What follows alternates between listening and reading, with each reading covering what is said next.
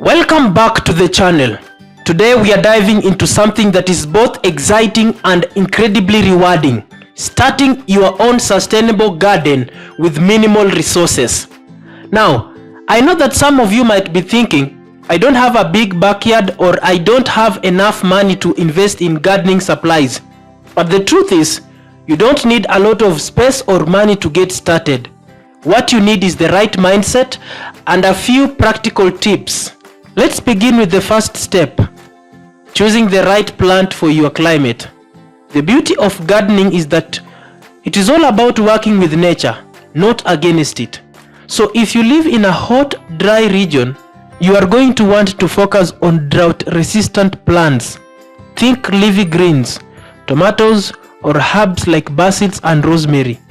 In a cooler climate, root vegetables like carrots and potatoes, or even hardy greens like kales are great options. The key here is to choose plants that are naturally suited to the environment, so they thrive with minimal care. Next, let's talk about one of the most powerful tools in sustainable gardening, compost and natural fertilizers. You don't need fancy store-bought fertilizers to get good results. Manure from animals like cows or chicken, kitchen scrap, and garden waste can all be turned into nutrient-rich compost. Compositing must sound complicated, but trust me, it's simple.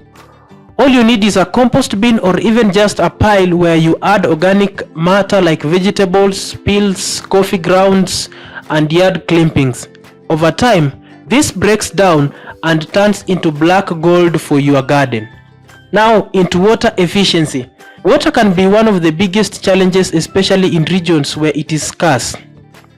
But there are smart ways to conserve it. One trick is to set up a rainwater collection system. This can be as basic as placing a bucket under a gutter. Another tip is to water your garden easily in the morning or late in the evening when evaporation is lower. Mulching around your plants also helps the soil to retain moisture, meaning that you will need less water overall. Finally, let's talk about creating a low-cost garden layout. You don't need to go out and buy expensive raised beds or fancy tools. Use what you have. Old buckets, crates, or even tires can be repurposed as planting containers. If you have a small space, vertical gardening like using shelves or hanging pots can maximize the room you have. And don't forget, seeds are often the cheapest part of gardening. You can even save seeds from fruits and vegetables that you buy at the store to use for next season.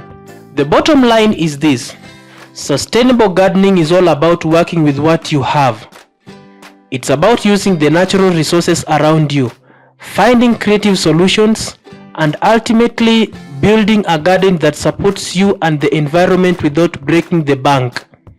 Whether you have a sprawling yard or just a balcony, you can start your own garden today.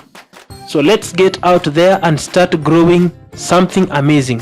Remember, every small step you take towards self-sufficiency brings you closer to that incredible sense of freedom that comes with it.